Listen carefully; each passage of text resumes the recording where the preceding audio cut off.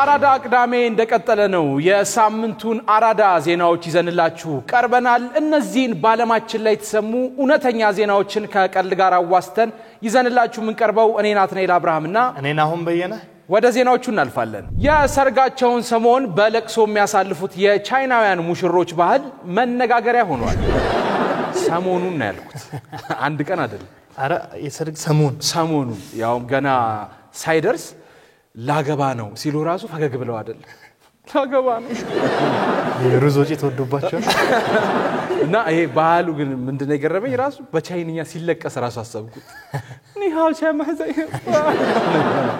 ሚሉት እንግዲህ የቻይናዋ ሙሽሪት ከሰርጓ ቀን በፊት አንድ ወይም ሁለት ቀን አይደለም ከወር ከአንድ ወይም ከሁለት ወር በፊት ማልቀስ ተለማመድና ነው የሚለው የሰርጓ ቀን ደግሞ በደንብ ስቅስቅ ብላ ታለቅሳለች ተብሎ የተጠና አንድ ወር ወይ ሁለት ወር እንደውም እኔ በእኛ ባህል ወግ ነው አሉ ሲዳሩ ማልቀስ ይባላል አይደል የነዚህ ግን ለኔ ሆነብኝ እያነቡ እስክስታ ከአንድ ወር ወይም ከሁለት ወር በፊት ነው ለምምድ የሚጀምሩት ቀን በቀን እያለቀሰች ቀን በቀን እንደውም እኔ ማቆም እንደው ለፕሮፖዛል ጊዜ ሴቶች የሚዘጋጁት ልክ አለር ስንበረከክልጩ ልበል ወይ ፊንት ልብላ እንዴ ምናምን ይላል ግን ያቆተል ፕሮፖዝ እንደሚያደርጋ እንዴ ፏ ብለ መጣ ነው በታለቅስ የዚህ ግን የሚገርመው ምንድነው ብቻዋን እንዳይመስል እሺ ብቻዋን አይደለም እንግዲህ በቻይና የቱጂአ ማህበረሰብ አባል የሆነች ሙሽራ እናቷ ሴታያቷና ሌሎች የቤተሰብ አባላት እያገዟት ሰርጓን ለማሳመር ታለቅሳለች ነው የተባለው ምንድነው ያገቡት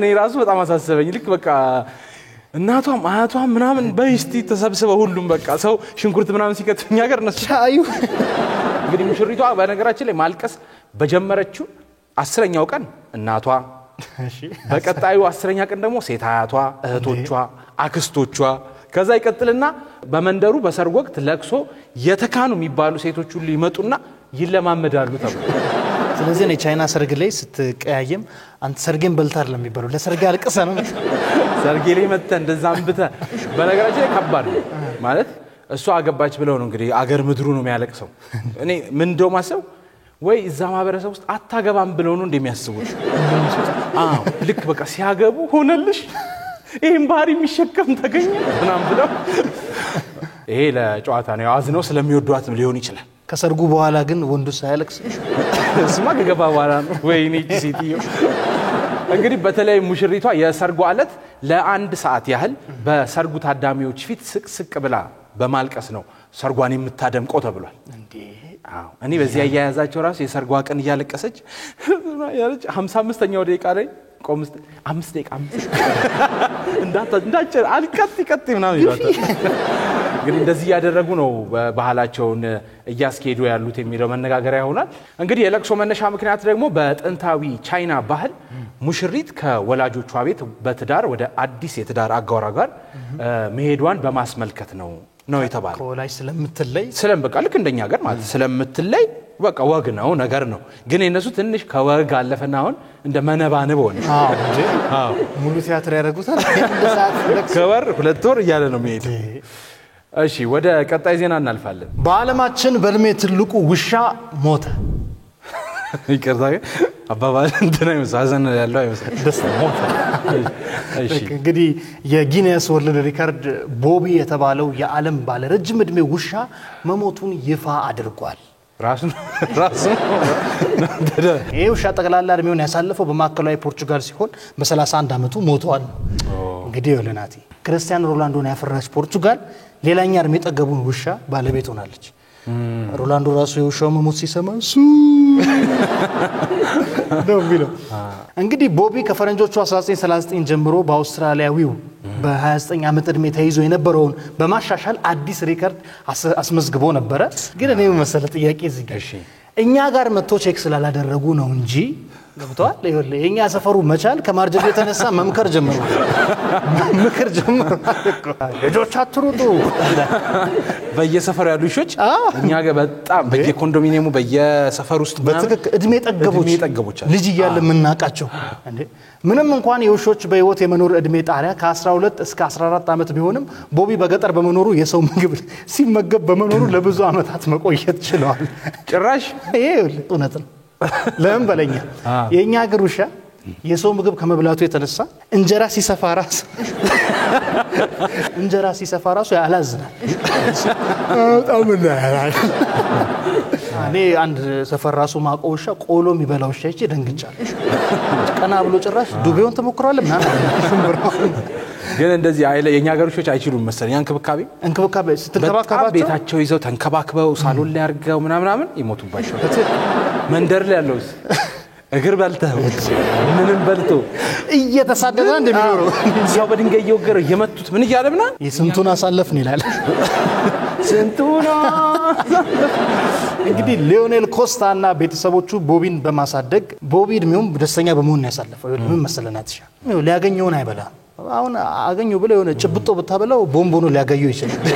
በምቾት ስታሳድገው ማለት ጣል ስታረገው ግን በቃ አይችልም። ደህና ነገር በጣም የለመደ ትንሽ ነገር ያለው ሲደራ ሄዶ ቅምጥ ቦቢ ከሞቱ በፊት ብዙ እንቅስቃሴ ማድረግን ይመቸው ነበር። ነገር ግን እድሜው በመግፋቱና እይታው የቀነሰ በመሄዱ ምክንያት እረፍት ማድረግ ይፈልግ ነበር። ደከመው ወደ መጨረሻ ላይ ቦቢ በቃ አይቺ ከንቱ ዓለም ይያል ልታስለቅሰን ነው። ቦቢ ተረተረ ቦቢ አልቻለ ቦቢ ደከመው። ግዴኛ ሰፈሩ 80 ዓመቱ መቻል ጊነስ ወርልድ ሪከርድስ የቦቢን ታሪክ ተአምር ሲል ገልጾታል። እኔ ደግሞ አባይን ያላየ ምንጭ ያመሰግናል ናና እኛ የጎዳና ውሾችን ተመልከት ነው ማለት ፈልገው። የዓለማችን ውዷ ላም $4.3 ሚሊዮን አውጥታለች ከኪሷ። በለው ለነገሩ ይመስለኛል እቺ ላም ቅቤ ነው የምትታለበው ማለት የነጠረ ቅቤ ቀጥታ ያው ማለት የምትፈልገው መሆን አለበት። 4.3 ሚሊዮን ከተባለ ማለት በቃ ዝም ብለ ሄደ እርጎ ስትል አሪራ እያልክ ሞተደ 4.3 ሚሊዮን የተባለው እንግዲህ የ4 ዓመት ተኩል እድሜ ያላት ናት። ቫቲና 19 ማራ ኢሞቪስ ትባላለች። የዓለማችን ውዷ ላም ሆናለች በ4 ዓመቷ እቺ ብትኖር በአመት 1 ሚሊዮን ነው የሚያምር ዋጋ በጣም ውድ ናት። የዚህች ላም በነገራችን ላይ ሲሶ 1/3 ባለቤትነት በቅርቡ በብራዚሏ አራንዱ ከተማ $1.4 ሚሊዮን ተሽጧል። በቁሟ እግሯ ምናምን ይሸጣል። ሳትታረድ ሰላም አትታረድማ። አዎ እንዴ በቁሟ ነው። በቁሟ ልክ እንደ መሬት ማለት ነው። ከዚህ ሁለት እግሯ ብቻ እኛ ቤት ይደርሶስ አውጥቷል። እኔ ያምር ሳስበው ይል አሁን እንደዚህ ከተከፋፈለች ግራ ይገባኝ ምንድነው መጨረሻዋ ምንድነው? ልትታረድ ነው የሚሆነው መቼ? ግን ነገሩ ሊያርዱ ይችላል ውጮች ወይ እንዶች ይሆኑ እንዲያመልኳት ይሆን? በአጠቃላይ ዋጋው $4.3 ሚሊዮን ነው እንደሚደርስ የተነገረው። ምክንያቱም 1/3 አንድ ነጥብ ምናምን እንዳልነው ስናባዛው ሲሰላ ማለት ነው። መቼም አሁን እቺን ገዝተህ የት ነው የምታሳድራት ነው? ሳሎን ነው የምታረጋት። ሳሎን የሚደብራታል። ከቤት ሁሉ እኮ ትወደዳለች። በትክክል በጣም ትወደዳለች። ቤት ራሱ እበቷን ስትጥል ጣለች ይዘውላ ማለት ነው። ይሄን ሳታላ ነድበትም የሚገዛ ሰው ምናምን ያክ መፈለግ አለበት። እንግዲህ እቺ ኔሎሬ ነው የምትባለው የዝርያዋ። ኦኬ ኔሎሬ እጅግ ተፈላጊና ውድ ናቸው እነዚህ ዝርያዎች። ውድ ዝርያው አንዱ በባህሪው ውድ ነው። ከዛች ይድቅል የሆነችው ደግሞ ነጭ ላም እንግዲህ በባለፈው አመት የዓለማችን ውዷ ላም ተብላ ክብረ ወሰን ይዛለች። ነጭና ለስለስ ያለ ቆዳ ነው ያላት። ለሌዘር ይሆናል ምናምን አረ ማን አድርሶ $4 ሚሊዮን የተገዛ ላም ጃኬት ልታረግ። እቺ እንግዲህ በበረሃ አካባቢዎች ሙቀትን የመቋቋም አቅም አላት ተብሏል። ትንሽ ጥያቄ ሆነብኝ ምንድነው በረሃ ምን ትሰራለች ነው? እኛ እንዴም እንዲያብረናት አንጋርሻዋል እንዴ? እንግዲህ እሷም እንስሳውና እንጂ ስንት እንደምታወጣ ብታቅ ኩራቷ መከራ ነው የሚሆነው። እንዳልታምን ጨምር እንጂ ፍሩሽካ ማምጣ ምናምን ትላለች። ሌላው ደግሞ ምንድነው ለበሽታ ተጋላጭነታቸው እጅግ ዝቅ ያለና ቆዳቸውም ደም የሚመጡ ደቃቅ ተዋሲያን ወደ ሰውነታቸው ዘልቀው እንዳይገቡ ያደርጋል ተብሏል። ስለዚህ አሁን ቆዳዋ ተባይ ፕሩፍ ነው ማለት ነው። በቃ ከዝናና ያስገባም። ባለቤቷ ደግሞ ቡሌት ፕሩፍ ነው። ይቦረወራል ተመታራስ ብትልና እሱ ይመታላል። ባይዘው ባለፈው ለፋሲካ 1.6 ጨረታ ያወጣ በሬ ነበር። ይሄ በሬ ኢትዮጵያ ውስጥ ጉር ተብሎ ነበር። 1.6 ሚሊዮን በእኛ ብር አርደው ሊበሉት ለፋሲካ ቢፈሰክ ጂንሲያ ይናደድ። ለአመታት ያለ ስራ ከ16 ተቋማት ደሞዝ ስትቀበል የነበረችው አጭበርባሪ ተያዘች። ከ16 አየ የሺ ሰው ግምት ማለት ይችላል። እንዴት አርጋ እንደሆነ ንገረኝ እስቲ። አንተማ ከመቶ የተቀበልካ።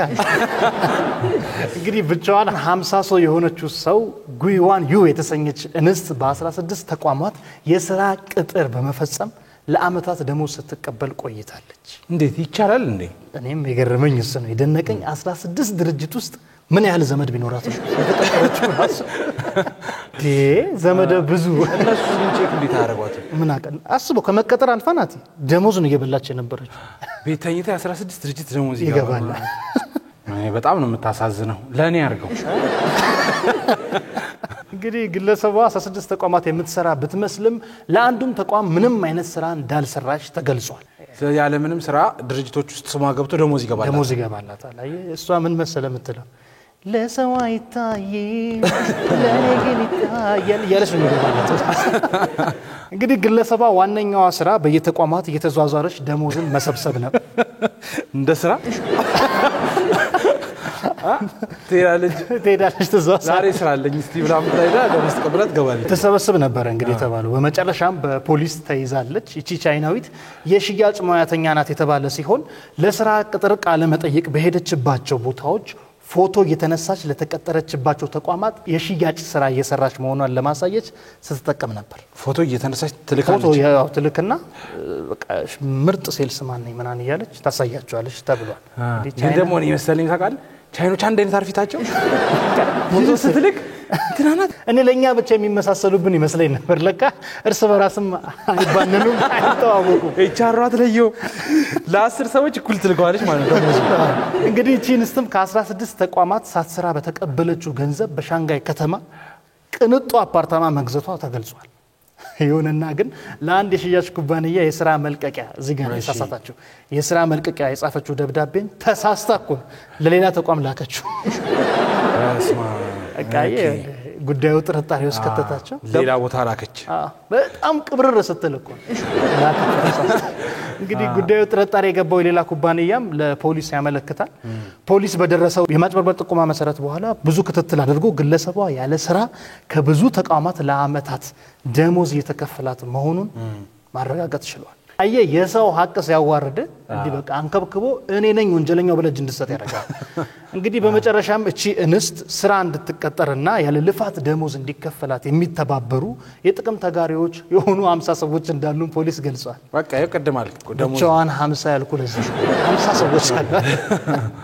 በቻይና እንግዲህ በብዙ ተቋማት በመቀጠር ሳይሰሩ ደሞዝን መውሰድ ወንጀል እየተበራከተ ነው ተብሏል። በቃ እየተመሳሰሉ ተቸግሯል አይደል? እንግዲህ እዚህ ሲስተም የተዘረጋበት ሀገር ላይ አንድ ሰው 10 ምናምን መስሪያ ቤት አሻራ ምናምን እኮ አለ። ያውም ቻይና በቴክኖሎጂ ያለች ሀገር ግን እቺ ራሱ እቺ ሌባ ናት። እዚህ ብትመጣ አትመጣም። ዜናዎቹ ይሄን ይመስላል።